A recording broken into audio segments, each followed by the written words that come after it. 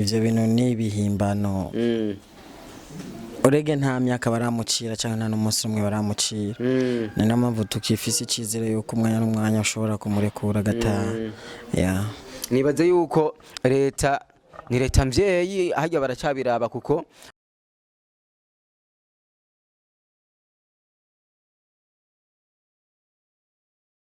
Yes, bakunzi ba Cyubahiro TV ndabaramukije kuri mikoro kumwe na Jazime Masambamba. Ubwa mbere na mbere mazina basabe kukanda subscribe na comment kugira muze muraraba ibikorwa byose bica kuri no TV yanyu ariyo yacu. Atero no musirere bimeze gute no musirere twahinduye sije. No musinda bazaniye umwe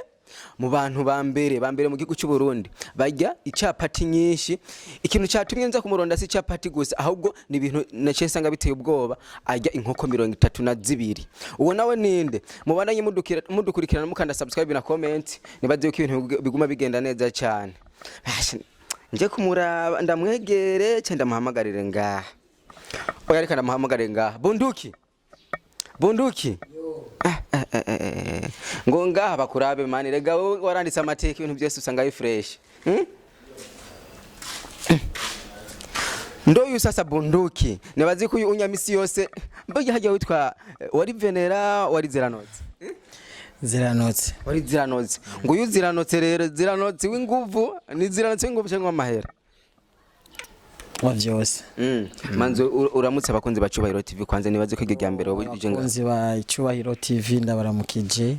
gusa mutibagira kuja kuri page mugire subscribe share like comment hamubandanye murongo ibintu bisa neza inyuma y'igihe kirekire umuntu wari ucungera yahuye n'ikibazo muri kino gihe ari mwibohero muri kino gihe Bunduki ubuzima bumeze gute ubuzima burabandanya kuko nta muhungu yicara burya umuhungu abonye akazi kamwe gahagaze akaca yicara yose umuhungu kuko kugeza ubu ndafise n'amakontra ndafise kontra muri Wetu Online TV Wetu Company ubu niho ndi two turakorana n'ibindi byinshi bitandukanye n'utundi tuzi nyene two kwifashisha uravyumva nawe ni Bunduki inyuma yo guba yoterura icyuma gufungura byiyongereye cyane hari amakuru avuga ko we gufungura byongereye cyane ubwa mbere hajya ngo wafungura icapati zingahe icapati 40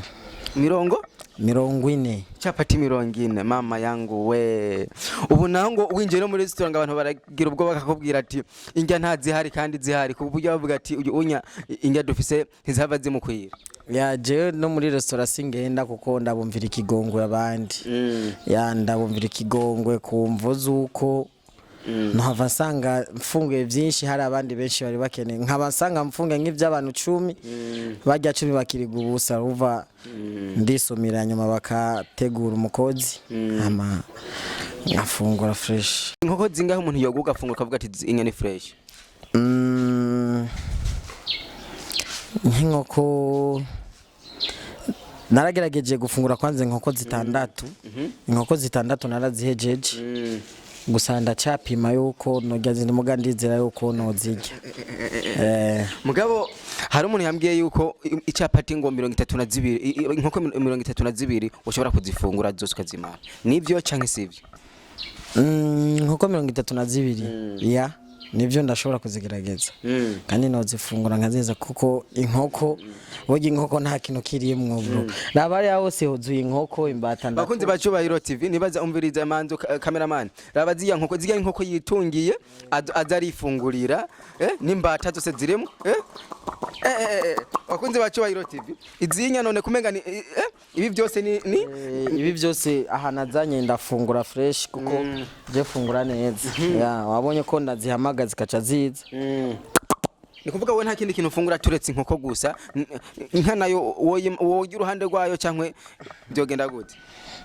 inka nayo nzoyigerageza ndahafi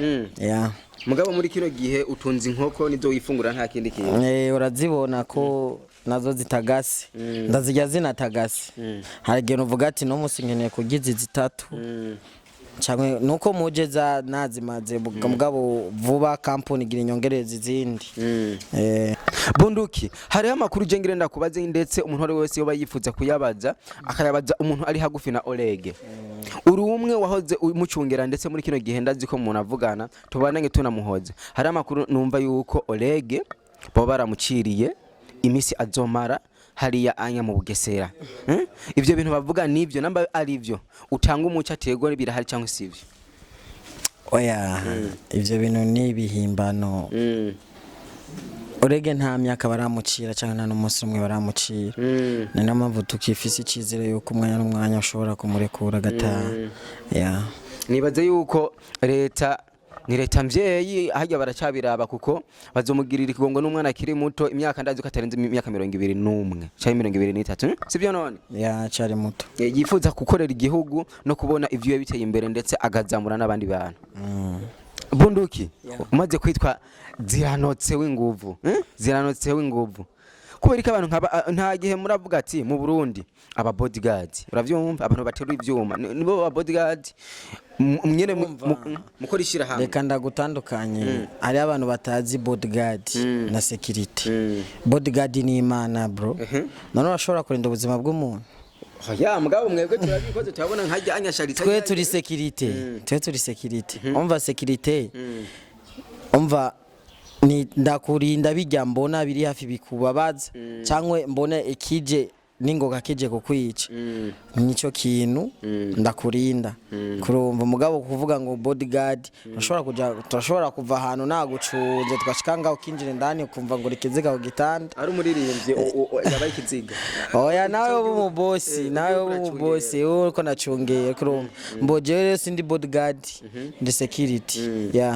Nta muntu ngaha mu Burundi bawiyumva ko yoba gusumbye ubugangi no kuba yomenya akazi ko gusumbya. Bariho bariho. Hari ikibazo ndenda kubagira ati mbega hajya aba security barafise abajeje gucunga security barafise ishira hamwe mu Burundi bashobora kugenda bakitwaramo mu gihe ujya bacungera yabarenganije. Hariho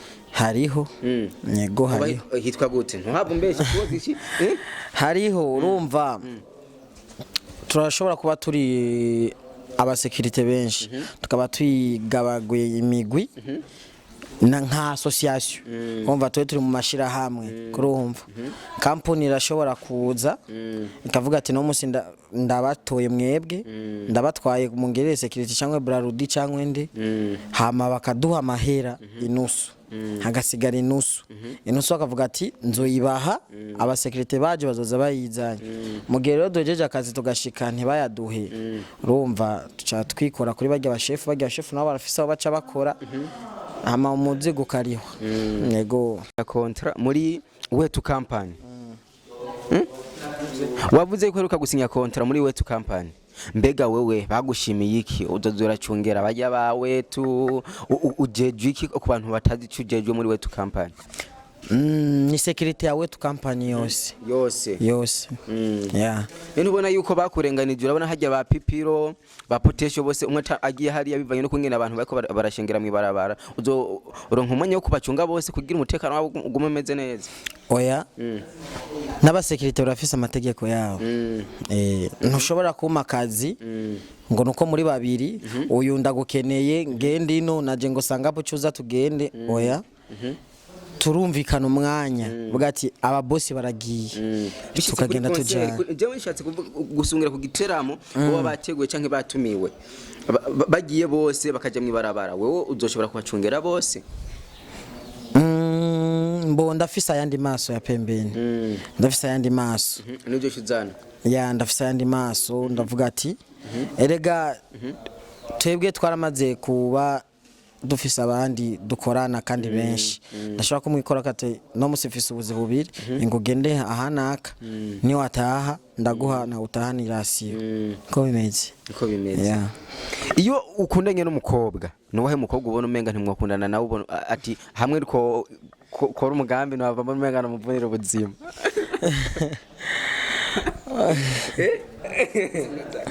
mbo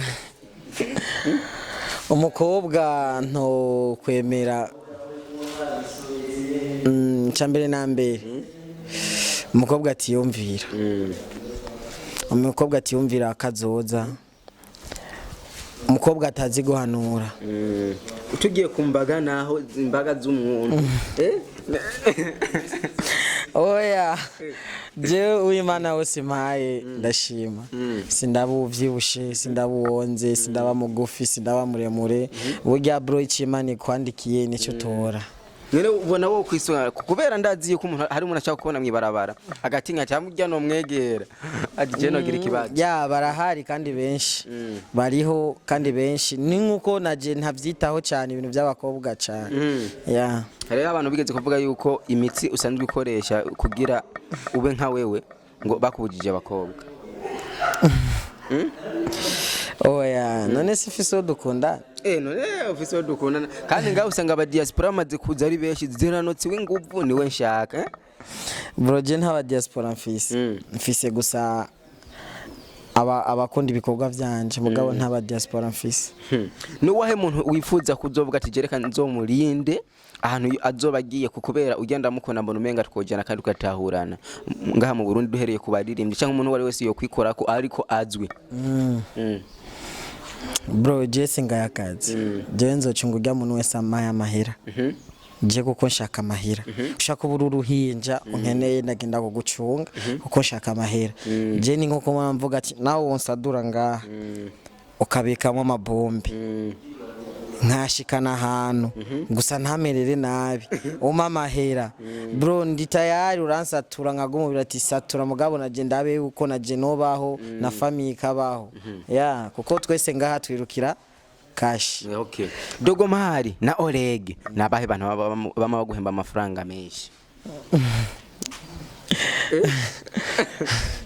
oya nabahe bantu bama baguhemba amafaranga mbo bose ni famille yanje mwashaka kuvuga ati umuntu kweri iyo dukoranye oya bose cyangwa washatse ntahagire n'umuntu n'umwe Dogomari amemba neza na Olegue kandi Olegue ndamwubaha Olegue ndamwubaha cyane kuko na wewe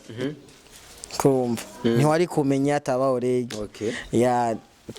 izina Bunduki ya mugabo izina Bunduki nimba no musiri ko trendinga byose ndabishimira Olegue ya kuvuga Olegue hajya niyo wose ni kumunduga igitoro cyaheze nta ngorane byose nacyo bitwaga ati we ni wandugije ya nego reka tugushimire nibaze ko n'undi musi tugukeneye tuzokura nka Bunduki ya ndi tayari kuko atamwebwe nta twebwe atatwebwe nta mwebwe kandi turabashimira cyane kandi mubandanye mudukurikirana muri televiziyo yacu Turahari TV mubandanye kugira ama partage like share subscribe mutibagira na commentaire muvuga ati twakunze fresh ya yes bakunze ba Turahari TV kuri mikoro mari kumwe na Jasmine Masambamba mubandanye mukanda